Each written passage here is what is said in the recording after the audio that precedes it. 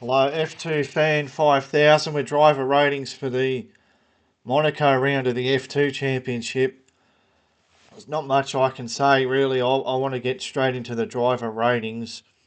Starting with Leonardo Fornaroli. Hasn't put a foot wrong all weekend. I think the most impressive thing from his weekend is going into that first corner. He kind of can see what's going to happen and he backs out. I call that intelligent driving.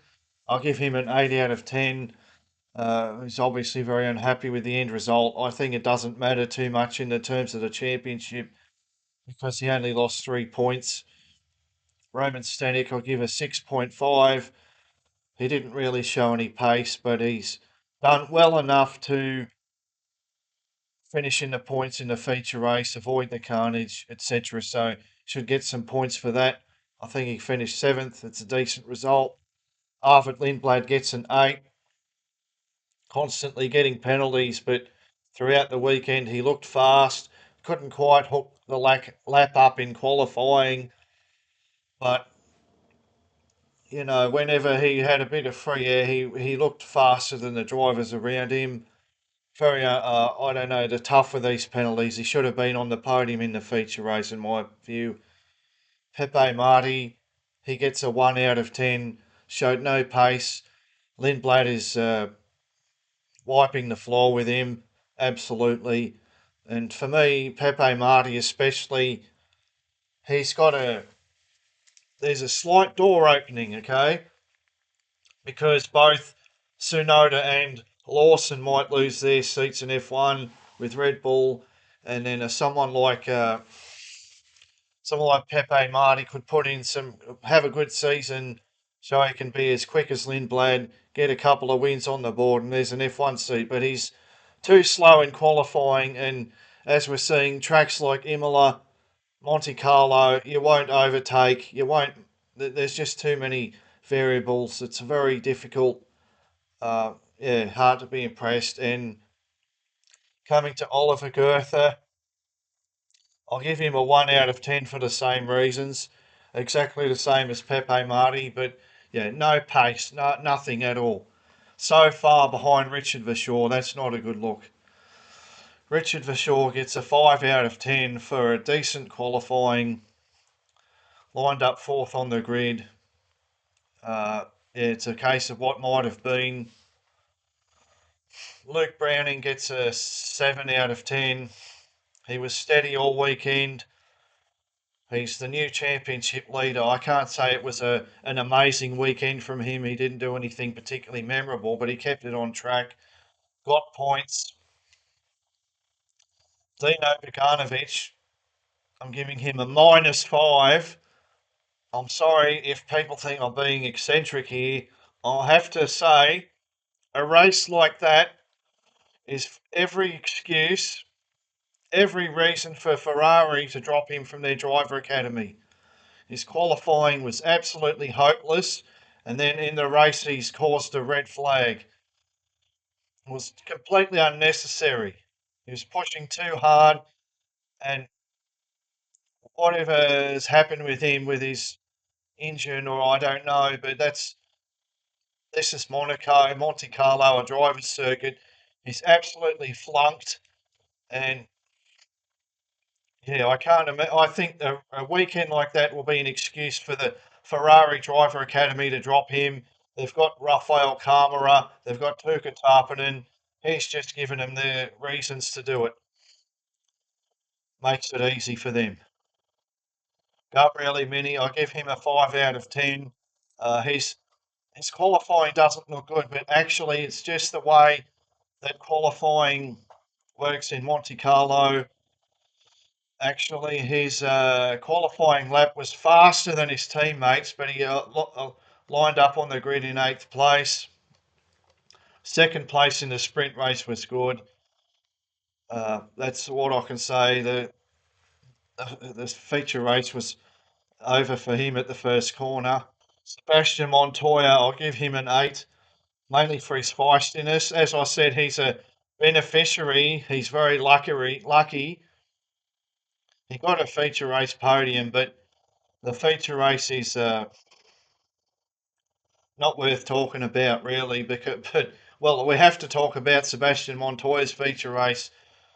So where's he lucky? As I said, his actually time is slower than his teammates, but because of Alex Dunn's fast lap, that means that he's in that different group, and then uh, so he starts fifth on the grid. He stalls.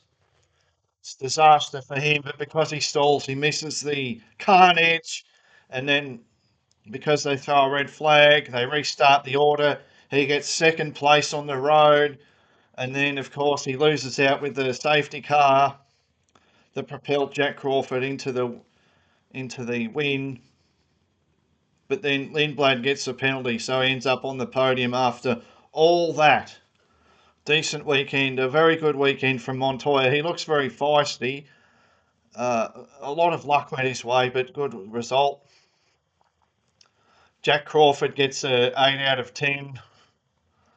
I don't think he was particularly quick this weekend, but he's won the feature race, so I have to give him an 8 out of 10 at least. Obviously, he timed the safety car thing very well, but I don't liken it to Zach O'Sullivan winning last year. You know, last year when Zach O'Sullivan won, that was very calculated, a calculated gamble. This time with Jack Crawford, just almost like luck. You know, at that second, the safety car's called when the 3 leaders have gone past the pit entry. Almost, as I said, I think it's race fixing, just to spice it up or something like that.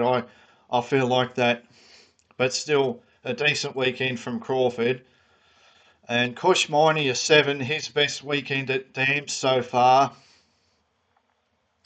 He won the sprint race. He held off a lot of pressure from Gabriele Mini. Obviously, it's almost impossible to overtake in Monte Carlo. He's finished a decent sixth, I believe, sixth in the feature race. That's good points for him. Obviously, it's not full points because it's a truncated race like Baku last year, but a good result for Kush Miney. Alex Dunne, sorry, but I give him a -10, a big -10, because here's the thing, right? Alex Dunne is the one with the momentum behind him, driving like a champion, sensational at Imola, sensational at Bahrain, and he's going to get tongues wagging. Oh, this guy. People will talk about him, and then when he goes and does that, causes all that carnage, and I'm sorry, but from what I saw, I lay the blame wholly at Alex Dunne. When you do that, then people from F1, let's say F1 teams were considering him, then they lose interest. Just like that.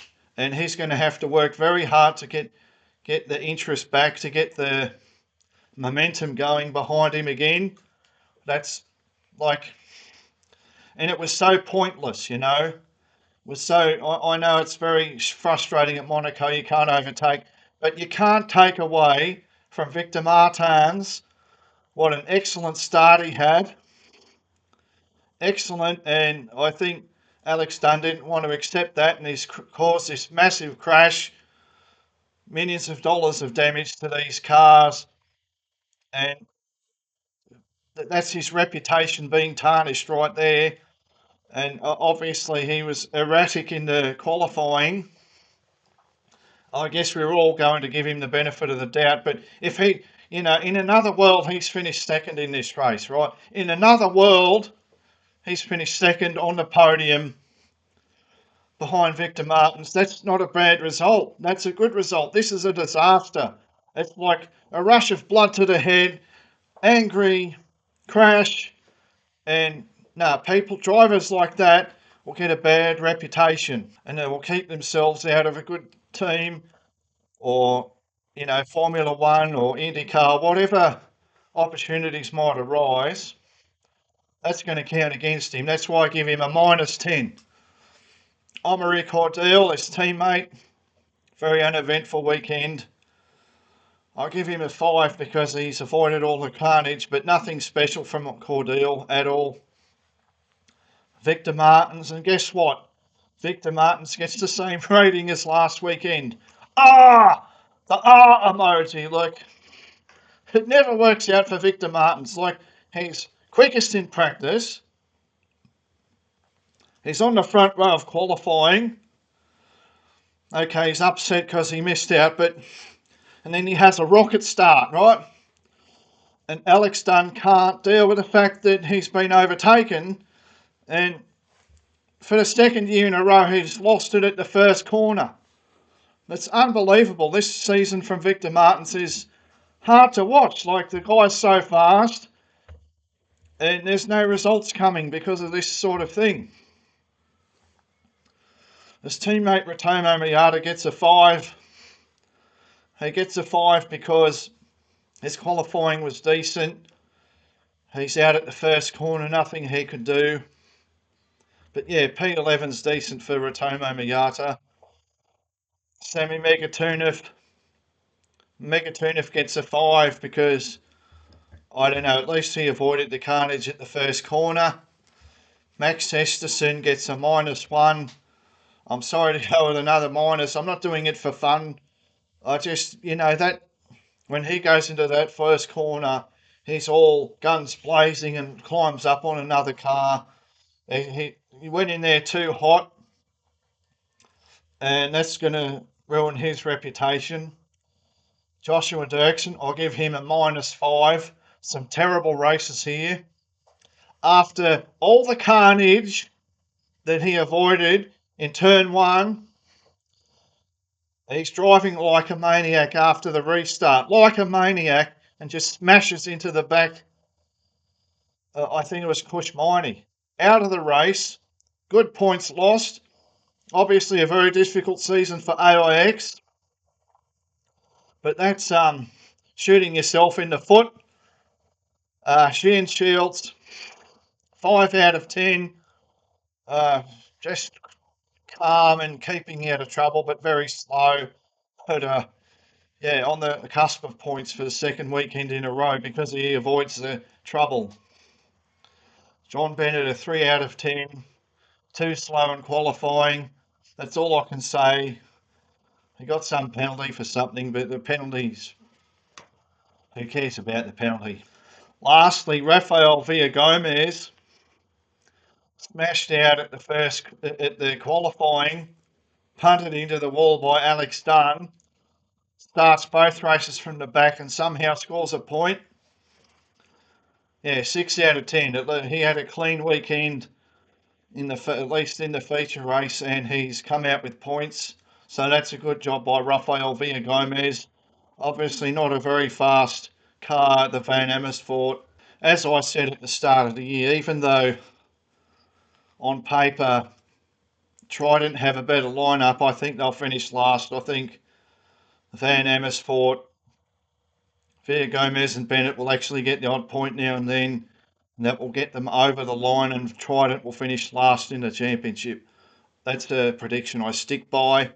So some other points of note. Monte Carlo's not a good racetrack for Formula 2. I don't see the point in coming here and racing. It doesn't really tell you anything, I don't think, that anyone learnt about. I mean, the whole point of Formula 2 is to learn who are the best of the next generation, and we're not learning that here. It's just about timing of the safety car, luck. Though I suppose with this circuit, we're learning who's making life hard for themselves with unnecessary incidents, like Dirksen, like Beganovic. These drivers are driving themselves out of contention with pointless mistakes. The sprint race was much better than the feature race. And as I said, I made another video. I said the feature race is race fixing.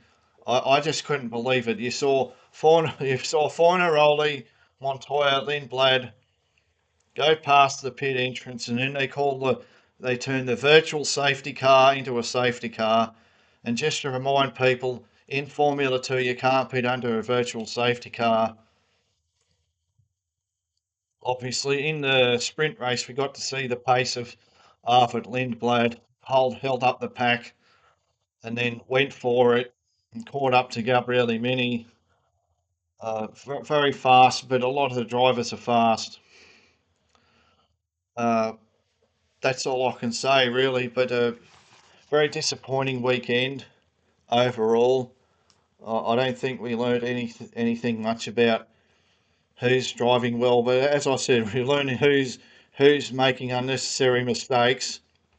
Yeah, just a disappointing weekend, but at least we've got Barcelona coming up quickly, and I'm going to do a mid-season report after Barcelona. I know it's not actually the mid-season, but it's a good time to do it because there's a big gap from Barcelona until the flurry of European races. So it's a good time to do a recap. Yeah, but hopefully we have a really good race in Barcelona to make up for what happened in Monte Carlo.